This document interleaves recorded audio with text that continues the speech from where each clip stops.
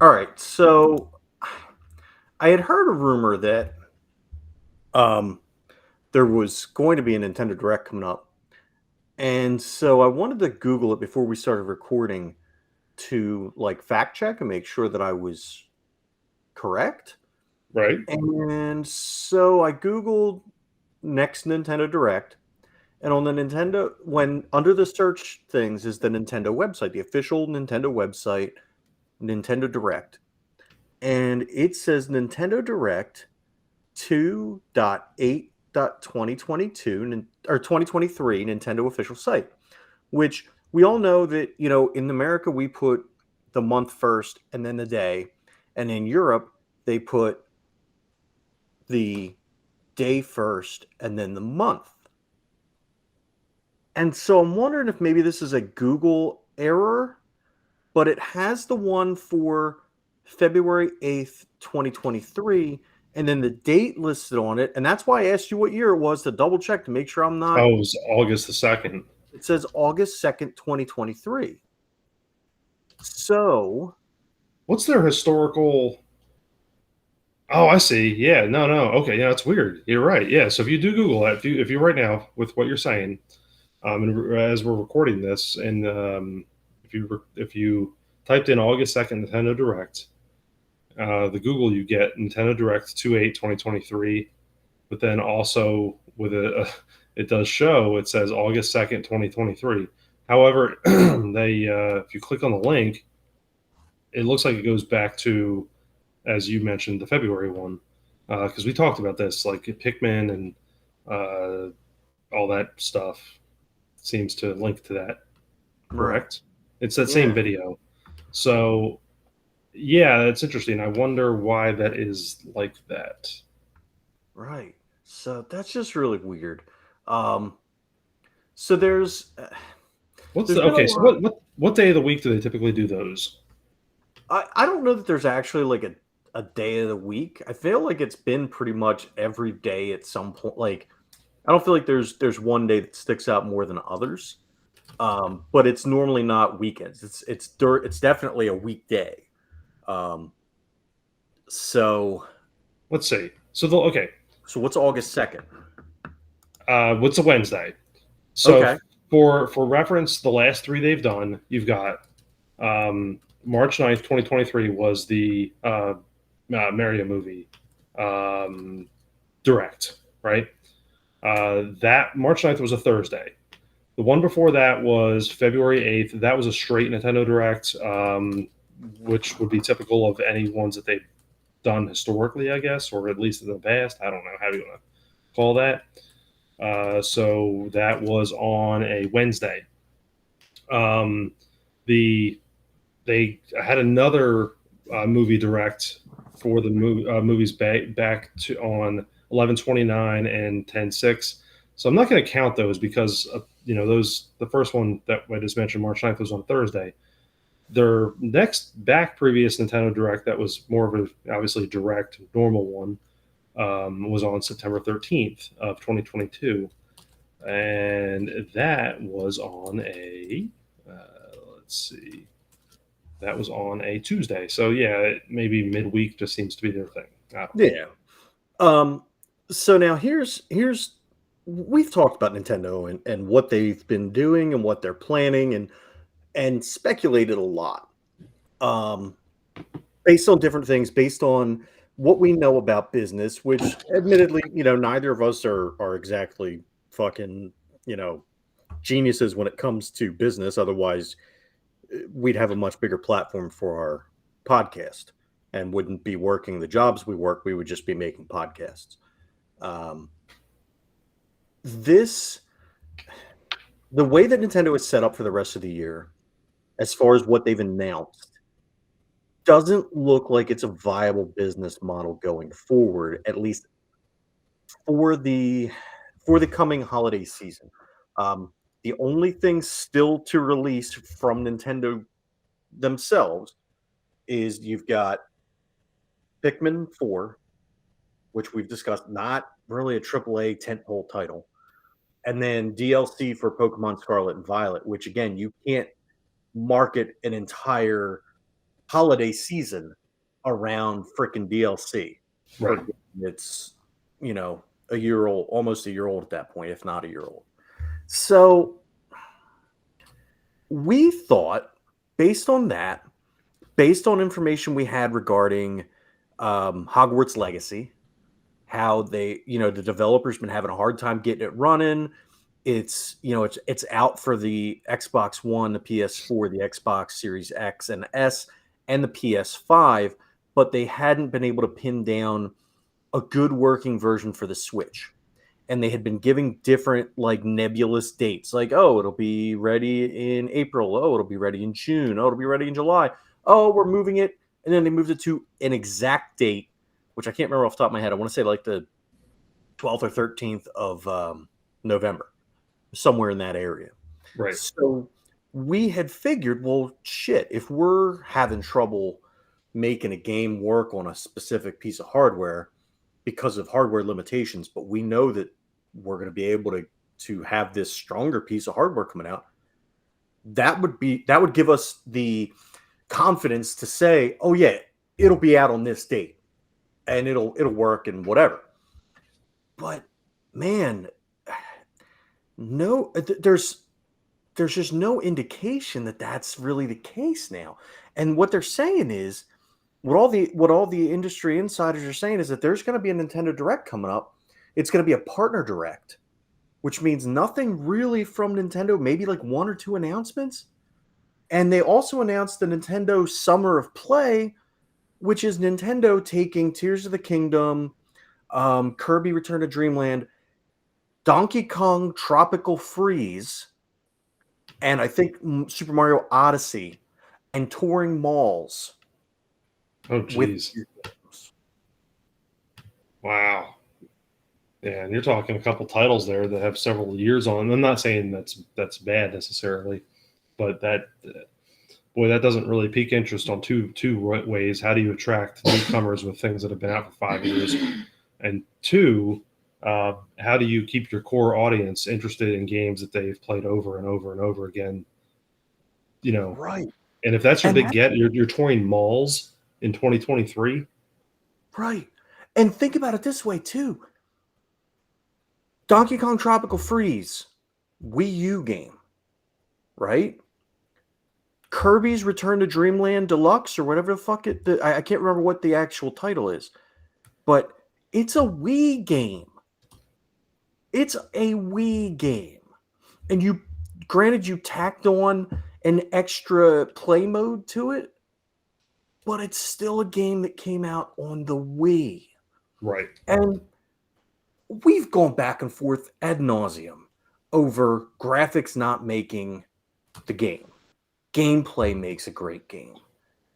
But you can't tell me that Nintendo, one of the most accomplished video game companies in the world, can't put forth a better effort and a better showing than a game that came out on the Wii back in like, I think it was like 2008 or 9. Well, here's the Donkey Kong Country Tropical Freeze too. On that one, I was curious because I knew the minute you said that, I was like, oh yeah, you're right. February 13th, 2014. So you're a near decade now, and that's what you're going with. So basically, you're talking two Switch titles in terms of Odyssey and Tears of the Kingdom. That's it. And then you're talking old software that's 10, 15 years old. Right. I I don't know. So I had a thought though, and again, Nintendo was never known to do this, but just kind of a what if, and maybe we'll revisit an old podcast theme of you and I. But what if Nintendo was just kind of not playing their hand and said, finally, you know what, we're going to kind of hold all the cards close to the chest because they have been developing software that obviously the hardware has a hard time keeping up with. We've talked about that at length with Pokemon. We've talked about the issues with Tears of the Kingdom, and that was even before the game even came out. We knew that there was going to be some graphical compromises made, and there was going to be some things that just weren't up to snuff, if you will.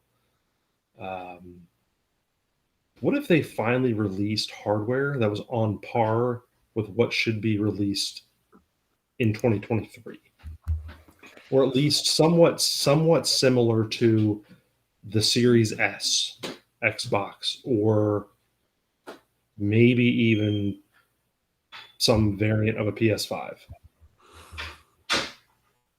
So, What if, right? I'm not saying that that this is what they're doing. This is a what right. if. It would be surprising, first of all, first and foremost. Um, I would wonder what gimmick it would be using because I don't think it would be a Switch. I don't think they can shrink the tech that well. Um, I would be thrilled. I would be absolutely thrilled because maybe depending upon the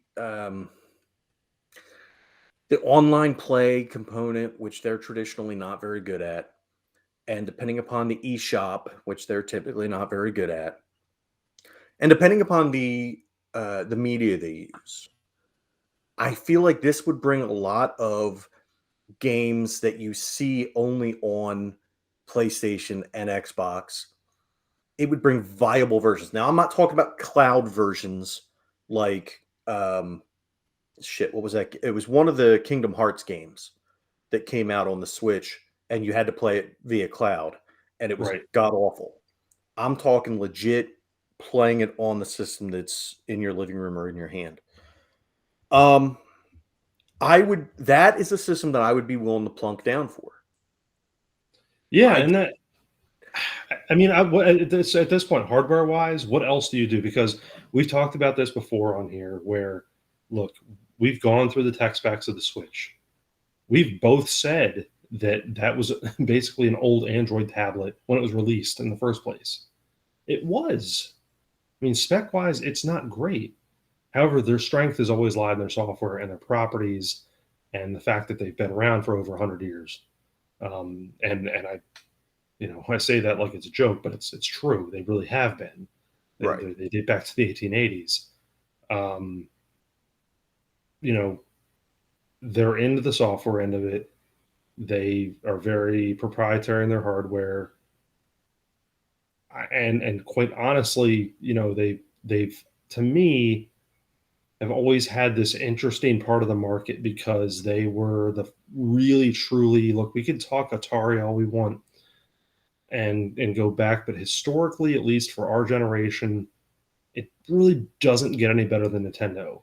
I mean, I can talk about my love for Sega, and I can talk about a weird fondness for Atari at times, and I can talk about how, yeah, I really love playing this Neo Geo game, or I like, but everything always circles back to Nintendo. Oh, and always will. And even moving forward, as it started having to compete with like, Sony and Microsoft and all that, Nintendo kind of fell off the wagon there for a little bit. It really did. Um, Obviously, the Wii U wasn't well received. There was, you know, some misgivings about where they were going, and it was like, I don't know, like, are they? And then the Switch comes out, and it's like, look, you still have the major player. It always circles back. So I think it's high time that they release something that's like technically up to snuff with where we're at now. right. Personally, that's just how I feel. Oh no, I agree. And honestly, what I would love nothing more than for Nintendo to say, you know what?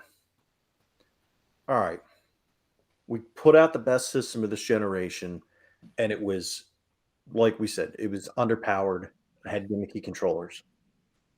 Now, you guys want to keep kicking us around? We'll show you what we can do. Exactly. And So then unleashes the beast. you just said something perfect there. Like, how many, like, the Switch is like still like, good Lord, I'm not saying it's hotcake selling, but man, it's still a fire systems concern as far as like how many people are playing it, whatever. Look at all the issues they've had with that Joy-Con wise and whatever. And even going back to what we just mentioned and talked about previously with games not performing as well as they should, and yet people still go back to it. How many pairs of Joy-Cons have you bought? Jesus. Let's see, I want to say, and now this is between me and Peyton. Right. I want to say like 8 pairs. Yeah, that's about where I'm at too. And that's probably about the same. And then I think I'm on Pro Controller 2. Yeah. So, you know, so Which yeah, I mean, knock wood, I haven't had a pro controller go bad, but we've bought a couple pro controllers. yeah. Um, And then I've done the NES classics. I have the Super Nintendo. I've got the 64. It's like, look, you've got me hooked. right. But now it's time, and God forbid that they release something that there's some kind of weird backwards compatibility issue. Um, thankfully, a lot of the stuff they release now is all USB C, with exception of that's one thing I would like to see is maybe the separate Joy Cons have some kind of separate charging capability. Um, So, I I mean, don't that's know. one of the niche markets that's spread, and I feel like that's actually I don't know if it was the fault of the charger or the fault of the maybe I had bad batteries in the Joy Cons, but I actually had to get rid of a pair of Joy Cons because the batteries swelled in them. Mm, And the way I noticed was I was playing one of the Mario Party games, I think Super Mario Party, and there's the one, the one where you have to cook the beef cube, the mini game where you have mhm. to cook beef Yeah, cube, you have to flip it. right? Yeah. And it vibrates. Mhm. It wasn't vibrating. And I'm like, Mm. why the fuck isn't it vibrating? And it turned out it was because the battery had swelled. And I don't know if it's because we had it on the secondary charger and it was a bad battery, or if it was the secondary charger that was bad and it caused the battery to swell, Well, I'm thinking more like Joy-Con version 2, where each one has its own separate like way to wirelessly charge it, or has a Okay. USB-C like because right now you have to dock them into either the Switch or like some kind of third-party dock Yeah. or the Nintendo grip, and then plug that into the system. Look, Right. I know I'm being lazy when I say that, but there have been many a times where I'm playing, kids want to play, and it's like, oh, for whatever reason, we only have 2 out of 3 Joy Cons that are going for, and even though we have several, it's because the other ones have been sitting out so long that they're dead. It's like, oh, it'd be easy just to, and that's what I love about playing like um, the PS5. It's like I can sit in my chair, plugged into the same charger that I use for my cell phone, with a dead controller, and I'm still going at it. Right. You know what I mean? Where there's plenty of Switch games that only require or they only let you use one Joy-Con, but Right. yet I can't charge it because it doesn't have any way to do it without being docked in the system. You know what I mean? So Yeah. No, that makes sense. That makes perfect sense. I mean, like, even now, like I've been skeptical of using the the third party chargers and stuff like that because I'm worried that it'll blow up the batteries or whatever.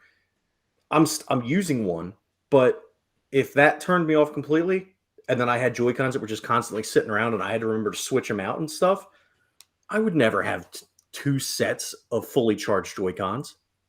You oh know? yeah, no, no.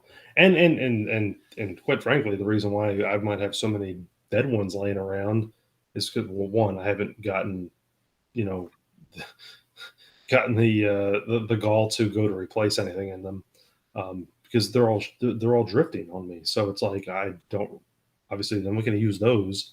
So the Right. ones that I have working, it's like, oh yeah, I need to make sure they're all charged all the time. Well, it doesn't happen Right. because it comes and goes in waves. Oh yeah, we might play it for a couple weeks, and then you know what? We don't touch it for a month. So now, and we had talked earlier or a couple episodes ago, I guess now, about replacing the thumbsticks. And we had talked about the new Hall effect uh, Joy-Con thumbsticks that have reached Amazon. And you asked me what the price was. They're $25 a set. Is that for like both sticks or? That's for both sticks. But why am I having to spend an extra $25 to improve something that Nintendo is selling me for $80 a set? Dude, it's like putting Flowmasters on a car. Right. Right. Why? Why do it? It's, you know. Sorry. No, you're right though. It's like if I would have tried to fix my Mustang by putting Flowmasters and a K&N in it, like Exactly. K&N short Um, ram and Flowmasters, and then it's funny. put a It's funny, bazooka tube in the trunk.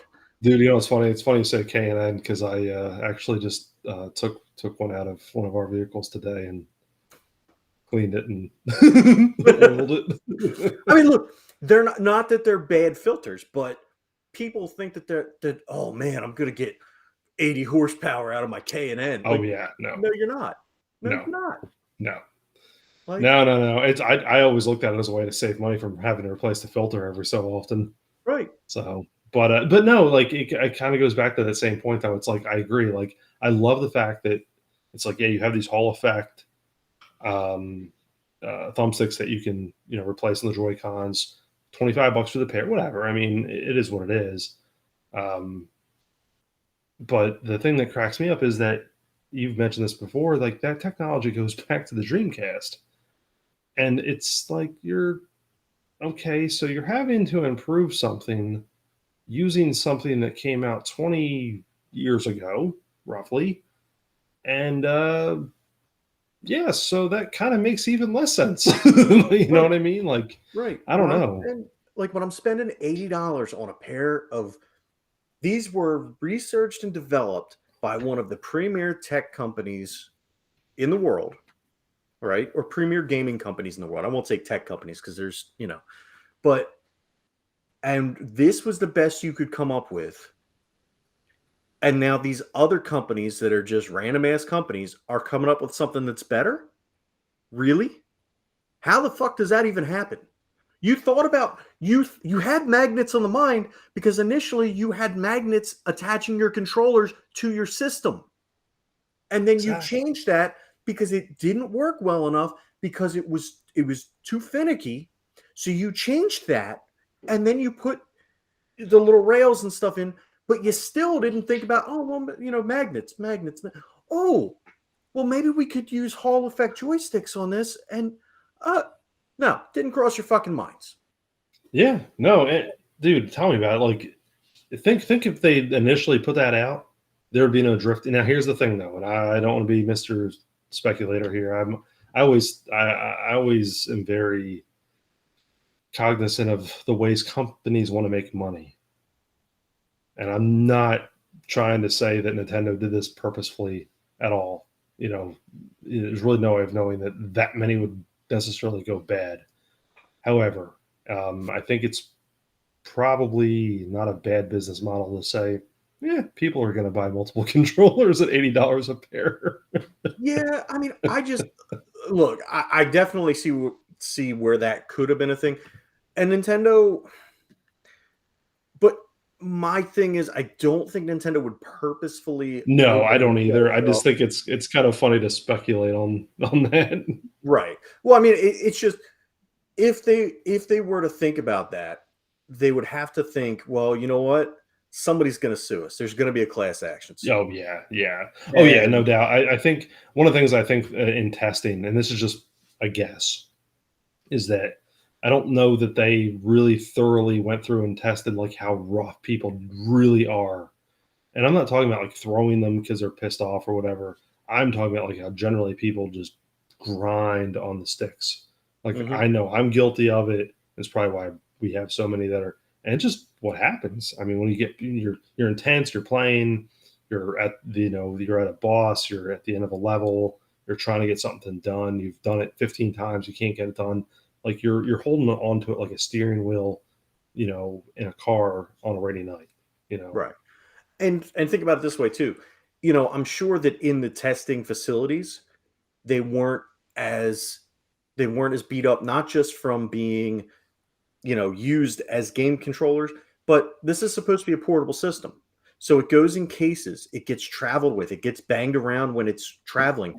Dust and dirt is in the air. It's going to get in there where that may not be present in a testing environment, Oh no, you know? exactly. And so like we're going to Yellowstone and Peyton and I are both bringing our Switches and I'm thinking, oh shit, man, maybe do I have to bring both sets of Joy-Cons just in case one of them breaks when I'm on the plane? Like, if I start drifting on the plane, I'm gonna be pissed as a motherfucker. So I guess I've got to bring both sets of Joy-Cons with me because I don't want to fucking be, up in the air and then my right Joy-Con goes. Like, I shouldn't have to fucking worry about that. Yeah, no kidding.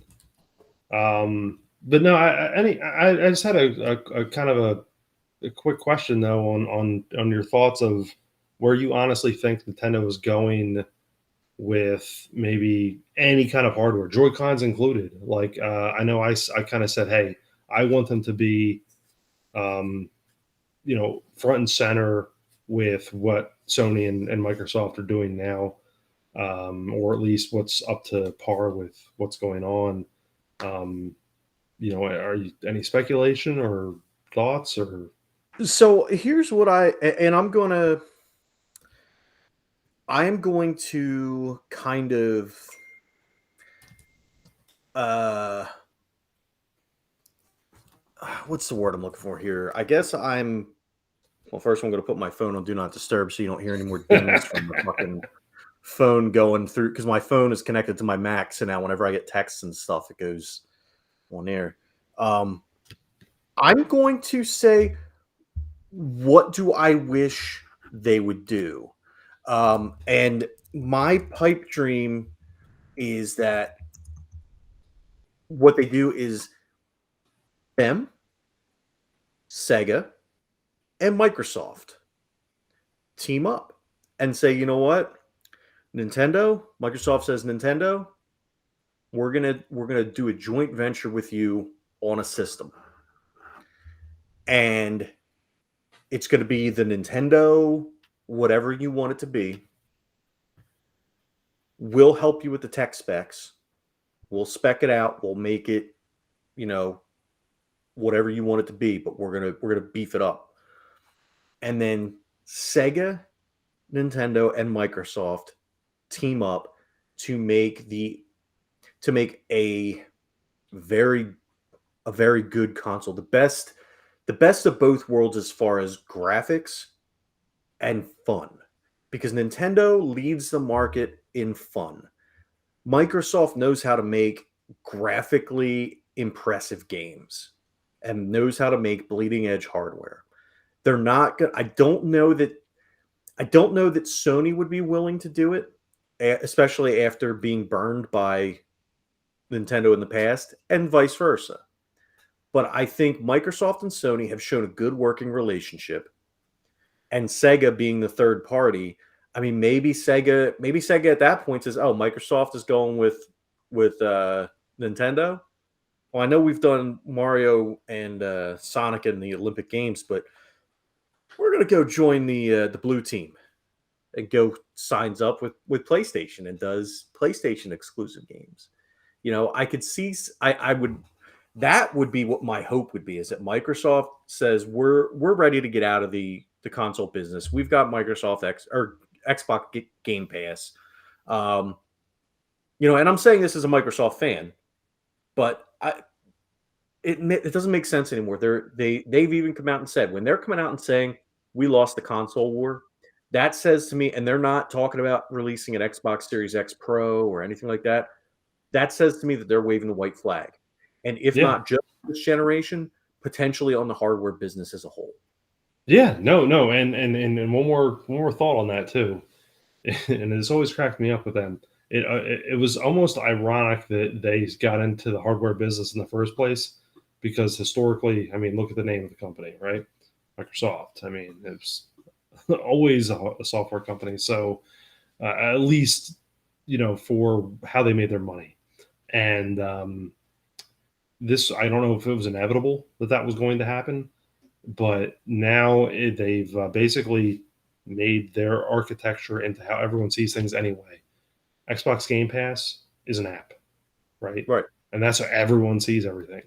So it should be device agnostic. And I think that's where they're going, because they know that people are still going to buy high-end gaming stuff, but there are also going to be people who won't be able to afford that.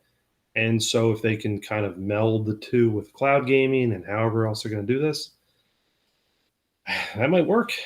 They might have enough of the market that they don't care anymore. I would just the only reason I would hate to see that is because, like we've said before, I like to own physical copies of games. I'm still not sold on cloud gaming. I'm still not sold on streaming. I signed up for the upper tier, like the top tier of the PlayStation Plus, because Mhm. I thought that I was going to be able to play some Disgaea games and stuff like that I really wanted to play that were PS3 exclusives. And then when I bought it and saw that I had to stream it, I said, "Fuck that! I'm not doing it." You know, and Oh, that sucks. yeah.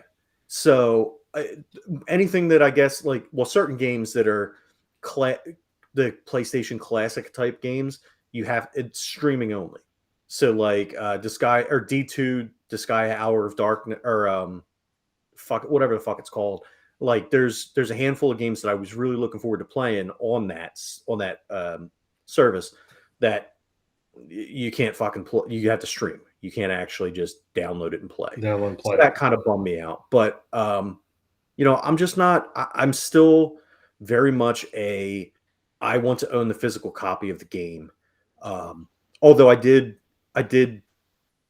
play Bug Snacks and sold my physical copy because I'm not going to play that game again.